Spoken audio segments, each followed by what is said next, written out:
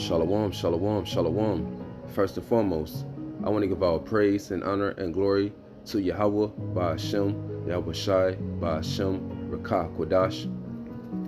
I want to give double honors to the apostles, the elders of Great Millstone, the ones who taught us this truth, this 100% truth, the true way of worshiping the Heavenly Father and His Son. I also want to say shalom to the elect that are scattered around the four corners of the earth that believe sincerely in His truth. Shalom. It's your brother Thamayim, coming from the GMS Memphis camp with another lesson. And I hope this lesson be edifying to the elect. Let's get into it. Now today's lesson is going to be about praying, because it's very important to pray, especially in the times that we are living in. So we're going to get into the meaning of praying, and we're going to grab a couple scriptures, and that's going to be it. So I hope this lesson be edifying to the elect. Hey, let's jump right in. It's the word pray in the etymology online, early 13th century, ask earnestly. Now to ask earnestly means to ask sincere, and that's what the Lord wants from you. To be sincere when you pray to Him. It said beg someone. So now you send up a supplication, a humble request. And this take a person that's lowly in spirit, that's humble, to beg the Lord. Because someone that's high-minded and proud in spirit, they ain't going to beg the Lord. That's why the Lord said He hate the proud. And it's a great judgment coming to the proud. It said in a religious sense, pray to a God or a saint. What else on here? Prayer, request, to ask, request, entreat. So that's all we need out there. Let's go to Ecclesiasticus chapter 38, verse 9. My son, in thy sickness, be not negligent, but pray unto the Lord, and He will make thee whole. So when your body going through some type of sickness or disease, do not be negligent, meaning not to pray. Because through you praying, that's where the healing is going to come from. Because the Lord, He's the one that's going to heal you. Let's go to Deuteronomy chapter 32, verse 39. It says, see now that I, even I, am He, and there is no God with me. I kill, and I maketh alive. I wound, and I heal. Neither is there any that can deliver out of my hand. So it's the Lord that does the healing. You can go to the doctor, and they can prescribe you all these prescription drugs, and you can take all these herbs. But ultimately, it's the Lord that does the healing at the end of the day. Let's go back to Ecclesiasticus chapter 38, verse 9. My son, in thy sickness, be not negligent, but pray unto the Lord, and He will make thee whole. So when you're going through any type of sickness or disease, and disease means that your body is not at ease. So just pray to the Lord, and He's going to make you whole. He's going to put you back in good health. This is Psalms chapter 55,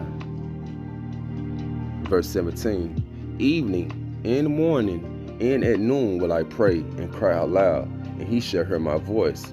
So in the morning, pray to the Lord. Give thanks to Him that you waking up, because there's someone out here that didn't waking up. Pray to the Lord that, hey, for that shield of protection before you leave the house. Because we live in a world where death is around the corner. People dying every day, B. Pray to the Lord before you, pray to the Lord that you make it to the house safely.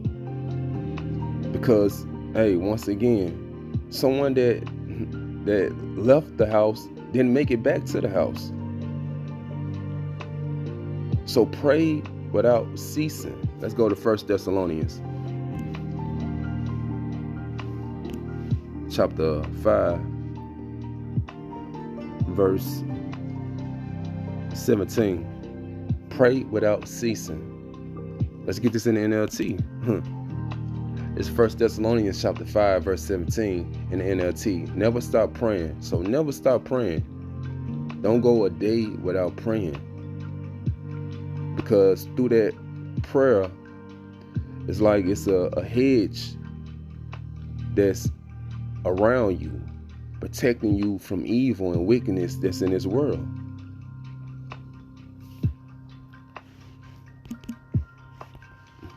This is Mark. Well, let's get this Matthew chapter 6, verse 7. It said, "But when ye pray, use not vain repetition as the heathens do, for they think that they shall be heard for their much speaking." So when you pray to the Lord, don't be praying to the Lord about vain things that's unprofitable. Like you praying to the Lord, hey, Lord, let me hit the lotto. Let me win $1 million. Why? So you can be out here living your best life. I ain't thinking about the Lord. I ain't serving him. Because at the end of the day, you are a servant. So you're supposed to be praying for things that you can be a profitable servant unto him. Things that are beneficial. Look at King Solomon, for example.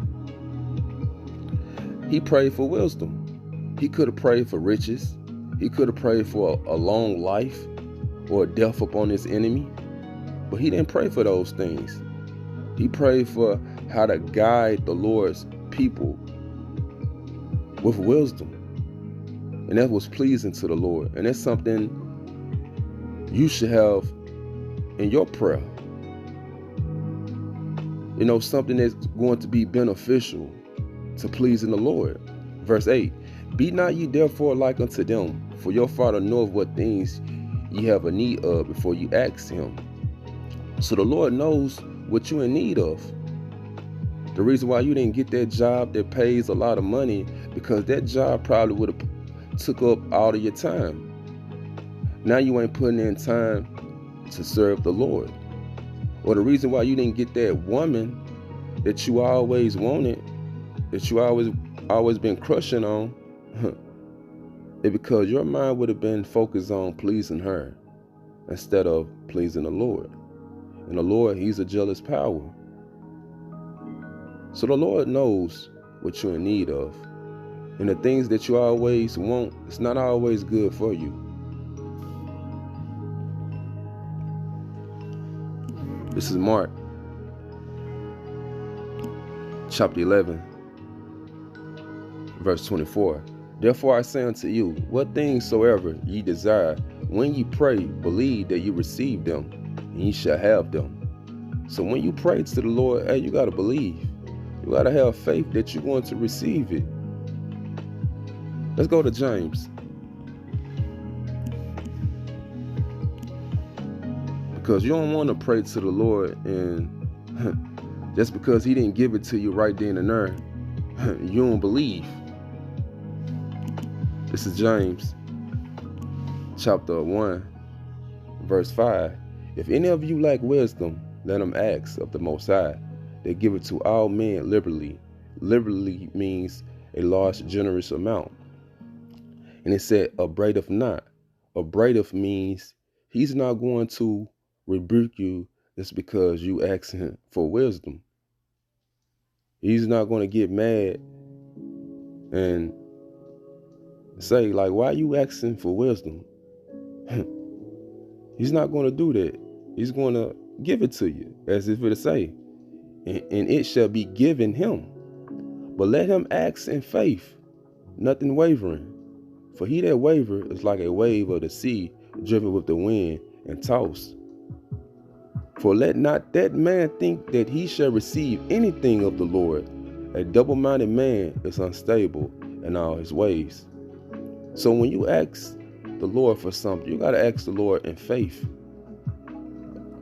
It said when you come to serve the Lord, you must believe. So if you don't believe, hey, you ain't going to receive nothing from the Lord. Let's get this in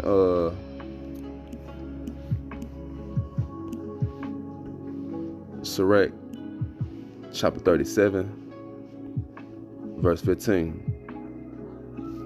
And above all this, pray to the Most High, that he would direct thy way in truth. So pray to the Lord that he guides you in a pathway of salvation. Because a lot of people out here are going in a pathway of destruction, and they don't even know it. So this is an important prayer, to pray to the Lord, to give you that knowledge, wisdom, and understanding, that spirit that's going to guide you through these evil times. I'm going to end it off with this. This is Matthew, chapter 26, verse 41.